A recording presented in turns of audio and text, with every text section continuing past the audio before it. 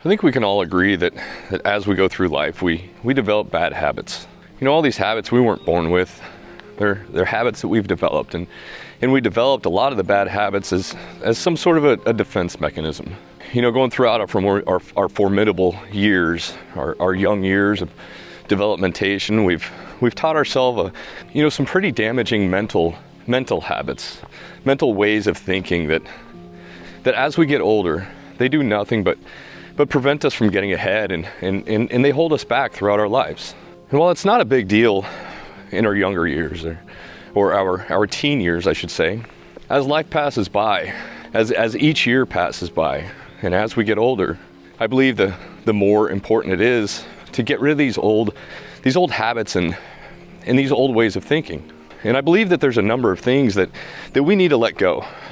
There's a number of learned habits or bad negative mindsets that we need to let go of.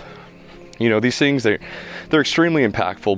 By the time we get to the age 40, we really need to focus on getting past these bad habits or these negative ways of thinking or damaging ways of thinking.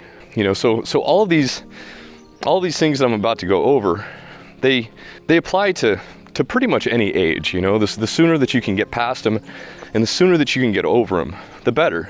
But by the time you hit the age 40, it's imperative to get past these things, because as the clock ticks, as the years go by, and you get closer and closer to the golden years, right? The golden years. As you get closer to those golden years, then those years aren't going to be very golden for you if you continuously think the same way that you did as a young individual. Welcome back to another episode of Sweat Talk. My name is Chad. And the first thing that I want to talk about that we need to learn how to get over, or the first negative or potentially negative aspect of thinking or way of thinking, is the comparison trap. We need to learn how to stop comparing ourselves to others. We don't understand as we're young children or even young adults how damaging this can actually be. I mean, hell, a lot of people in their 50s and 60s, they still don't realize how damaging these things can be, to your psyche, your everyday psyche, your self-confidence, everything. And it's because a lot of times when we're comparing ourselves to other people, we're comparing our worst times to somebody else's best times. We're comparing where somebody else might be financially versus where we are financially. We're comparing how one person's physique is compared to where our physique is. We're comparing to what somebody else's house looks like compared to what our house looks like. And so this can be extremely detrimental from a physical, a mental, and a financial aspect. Just about any aspect that you can think of. It's going to be extremely damaging, because what can end up happening is, number one, you're going to be your worst critic. You're going to beat yourself up, and you're going to take yourself too seriously, because you're going to constantly be beating yourself up because you think that you're not measuring up. You're not meeting the timeline that you think maybe that you should, and it's going to hold you back. It's going to prevent you from moving forward, because you're going to hold that victim mentality, which leads me to the second way of thinking, which is that victim mentality. When we're young, we like to blame people. We like to say, well, it's not my fault. It's somebody else's fault. It's always somebody else's fault. And when you're a kid, it's not a big deal. It's not a big deal. You just blame your problems on somebody else, and your parents console you, and everything's okay. No, honey, no, it's not your fault. You're right, you deserve to win that game. You're right, it's somebody else's problem. No, you won't be able to get ahead in life because people like us can never get ahead. You'll never be able to realize wealth because people like us will never be able to realize wealth. We're going to live in poverty because of our race or our gender or our status in the world hierarchy, or in the social class in general.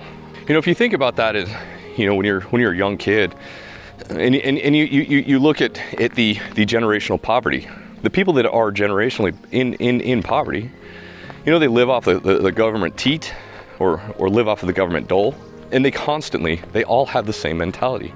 They all think the same way. And that's with the victim mentality. Some people, obviously, I can't say all of them. I shouldn't say all of them. There are exceptions to every rule. But the overwhelming majority is the point. The overwhelming majority of all of the lower income class, the poverty class, they're going to live as victims, and they're going to pass this victim mentality down to their children. So generational poverty is passed down over and over and over, just like this victim mentality is passed down over and over and over, because it's going to be somebody else's fault. And they can't get ahead for whatever reason or whatever excuse that they can come up with. And that leads me to the third thing. Don't take yourself so serious. Stop being so serious about yourself, and stop being so fucking hard on yourself. And understand that life isn't perfect. You're not perfect. None of us are. But in that imperfection is our perfection, right? Because we know that nobody's going to be perfect. We know that the situation isn't going to be perfect. The timing, the finances, the resources, nothing is ever going to be perfect. If you're building a project, if you're wanting to start a project of some sort, build a business, there's never going to be the right time. And that project's never going to be perfect. Because in my opinion, perfection is just an excuse for procrastination. That's it. But then there has to be this balance, right? Because we have to realize where we're starting from. We have to understand the point in which we are starting from, or where we are at the current time when we start thinking about starting something. But then we also have to take ourselves serious, but we can't take ourselves too serious. Because if we take ourselves too serious, then we're not being honest with ourselves. Or maybe even we're being too hard on ourselves. Because we seriously believe that we should be doing more and we should be achieving more. And that can go back into the comparison trap. We're comparing ourselves to everybody else because we're taking ourselves too serious. So at some point in time, you have to learn how to find that balance. You have to figure out that balance between taking yourself too serious and not giving yourself credit where credit is due. It goes back to being, we are our own worst critic. If we are constantly critiquing ourselves in a negative light, what's that going to do for our mindset? What's that going to do for our future? And the way that we perceive ourselves. I mean, if you think about that, if we don't take ourselves seriously, then we've already failed before we've started. Because if we take ourselves too serious, then our arrogance can come through. If our arrogance comes through, then arrogance can literally and legitimately destroy our lives. And we see examples of it all the time. People that just don't know when to shut their mouths. People that think that they're more than they actually are. And when we develop that mindset, when we develop that frame of mind, then karma's got a whole other story for us. Karma's going to find a different situation. So we need to find that balance. We need to learn how to be compassionate for ourselves or with ourselves. We need to understand that we need to take ourselves serious to the point to where we have the confidence to accomplish whatever it is that we want to accomplish. Because we need confidence in order to achieve our life goals, in order to achieve the things in life that we want to. Because if you're not confident in yourself, then, like I said, you've already failed before you started. Because at that point, you start thinking, what's the point? I'm not going to be able to pull this off. So-and-so said that it's not possible. My mom told me that I can't succeed because of my victim mentality. This is what I want to do. So this is, but it didn't work for so-and-so, Uncle Jack or Uncle Steve, whatever. They failed at it. And every time I've mentioned it to them, then that's exactly what they reiterate as well. They failed at it. So why am I going to succeed at it? And then we have to understand there's an exception to every rule, which leads me to my next thing. Understand that there is an exception to every rule. And that the statistics of achieving something or the statistics of success mean absolutely nothing. But we know that this is true as well because we see the exceptions, right? We see the exceptions to those rules all the time.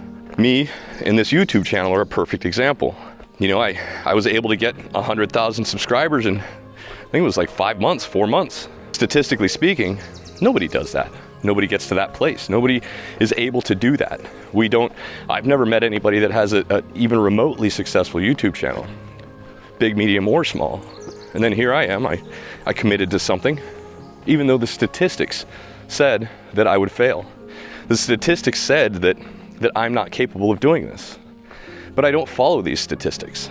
I don't give a shit about the statistics because I wholeheartedly understand. I've been able to shift my perspective over the years and know that there are exceptions to every rule, and that the numbers don't matter. There has to be an exception. There always is. So that leads me to my next one. By the time we get to 40, we've already been through several career changes. We've had several jobs. Many of us have been fired. We've been laid off. Businesses that we've worked for have shut their doors. We've seen people fail. We've failed ourselves. We've attempted to do something. So then we kind of feel it makes us afraid to try anything new again. It makes us afraid to push through. And we develop this fear instead of letting that fear become a teaching tool, letting that fear be education, the cost of tuition, because that's all it is. If you say you want to start a business, or say you want to go to college, say you go to college and it costs you $100,000, which is not out of the realm of possibility with today's fees and in the price to go to college. There's hundreds of thousands of people sitting around, probably even watching this, that have those $100,000 student loans that they're just struggling like hell to pay back. That is the cost of their tuition. Just like if you start a business and it fails. Say you invest $100,000 into a business and it fails. Well, you learned something.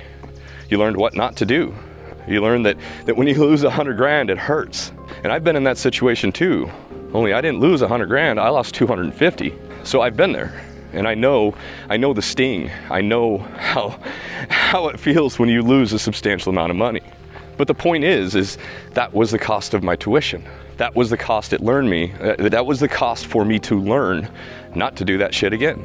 And believe me, you make a mistake like that, you make a mistake that's that substantial, you'll understand exactly what I mean by how that is a lesson of what not to do. It'd be nice if it was a lesson of what to do, because if that was the case, then I never would have lost that money to begin with. Instead, it's a lesson of what not to do, because it didn't work. And I lost a metric shit ton of money. I lost a legitimate life savings doing it.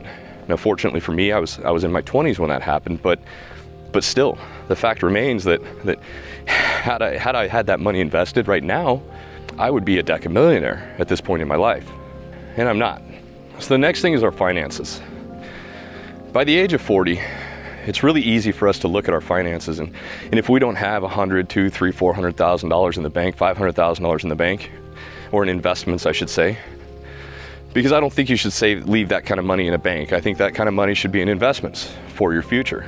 But if we don't have that amount of money sitting in investments, waiting for a retirement plan, or some way to break free from the 9-to-5 job, just over broke that we work and live and experience every single day of our lives.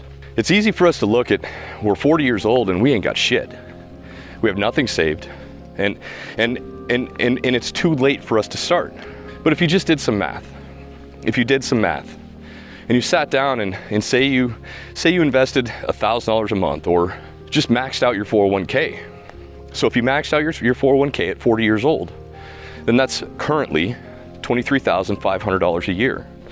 So that's a little bit under $2,000 a month pre-tax if you did it traditional type 401k. And if all you did was you maxed that out for the next 20 years, you'd have multiple millions of dollars in an investment account for when you retire at the age 62 or 65 or 67, however you want to call it. You're eligible to withdraw Social Security at 62 and a half for most people. And I think you have to take mandatory withdrawals at like 70 or 72, which I think is kind of irrelevant. But the thing is you're 40 years old. And hopefully by the age of 40, you're already settled down and established in a good career, a career that's going to pay you well. Most of us are. Some people, they've been put through the ringer. They've been through divorces. They have child support. They have alimony. They have just a metric shit ton of bills that they have to pay. So some people, investing that amount of money is not possible. But remember, if that's what you're living off of currently, then you don't need to have $1 million, $2 million in the bank in order to retire, especially once you start drawing Social Security.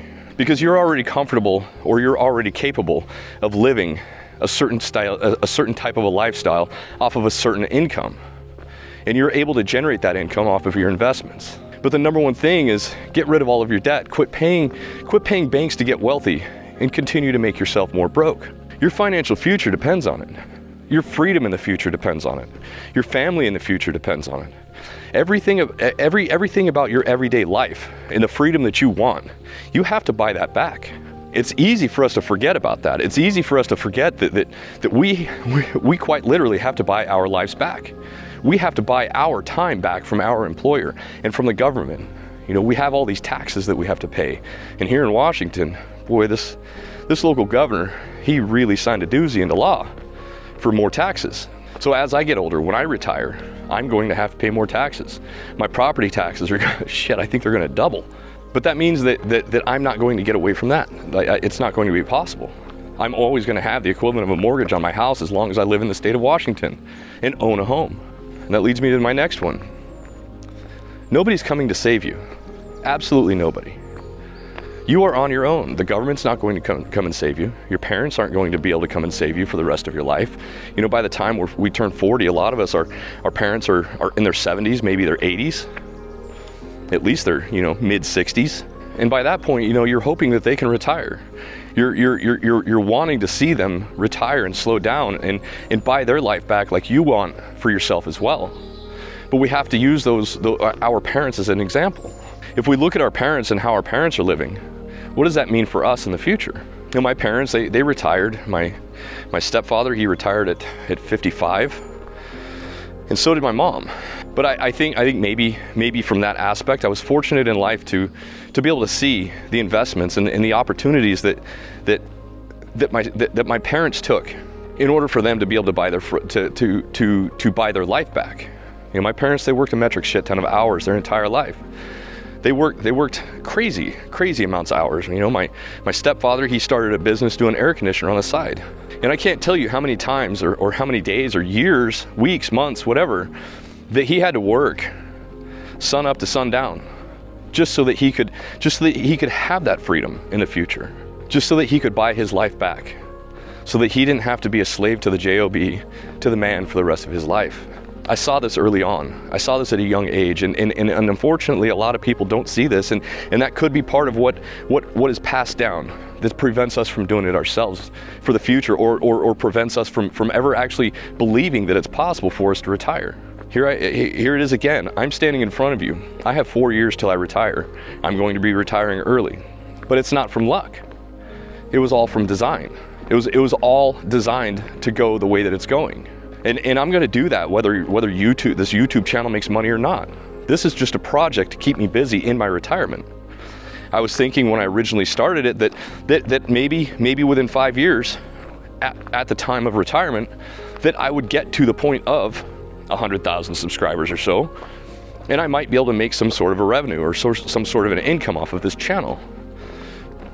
And I would also be able to keep busy, and I would be able to help people see the world from a different perspective.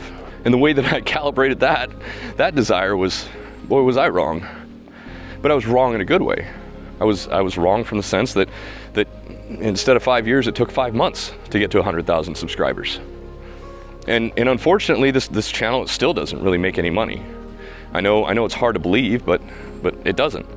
Google AdSense and you know, Alphabet, the parent company of Google and YouTube, they're the ones that dictate how well this channel does it. It's not really even me. A lot of people see commercials pop up on videos and they instantly realize, or they instantly think or judge or whatever, that that channel is monetized because of that, and it couldn't be further from the truth. It's going to happen whether we want it to or not. But I think it's extremely imperative that we get out of this thinking, this way of thinking that we used to believe in our younger years when it wasn't near as impactful. And the next thing, and the last thing that I want to throw in here is be grateful for what you have and stop being ungrateful for what you don't have, which is extremely difficult to do. It's easy as hell to say. And I think a lot of that, let me know what you think, but I think a lot of that has to do with our defense mechanism, right? We're afraid that we're going to lose something. We have a fear that we don't have enough. So we want to get more so that we don't have to worry about a potential loss in the future. Maybe that's why we gather so much stuff. Maybe that's one of the reasons why we seek status. Because, like I was saying in one of my other videos, I think it was my last video, is we seek status because we live in a hierarchy. But that is our instinct, and that's exactly how we live. So it's easy for us to look at somebody that has the physique that we have, that we want, the comparison that I was just talking about. It's easy for us to look at something that we don't have because we're comparing ourselves to somebody else. If we become grateful for what we have, then we'll never feel empty. We'll never feel like we're going without. We'll never feel like we have to do without, because we already have everything that we need. The roof over our head, the clothes on our back, the shoes on our feet, the food that we eat, we have that. Even if you are ill, we have our health. We're alive. And we need to learn how to enjoy life as it is. Instead of being grateful that the day is over at the end of our work shift, how about we look at it being grateful for that day that we're alive and that time that we were allowed to spend, and the fact that our employer paid us so that we can put that food on the table, so that we can put those clothes on our back, so that we can provide the roof over our head for ourselves and our families, so that we can afford the comfortable shoes that we wear, so that we can have that insurance, or so that we can continue to stay healthy with the health that we have. Even if you are ill, you have some sort of health. Even if you have a health issue, you still have some sort of health. You still have something to cling on to be grateful for. It doesn't matter if you live in a tent. It doesn't matter if you live in a car. There is something to be grateful for. But ultimately, it's learning how to shift our perspective.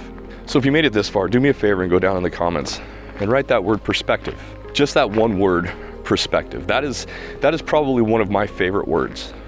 And if you watch my channel very often, then you probably know this already.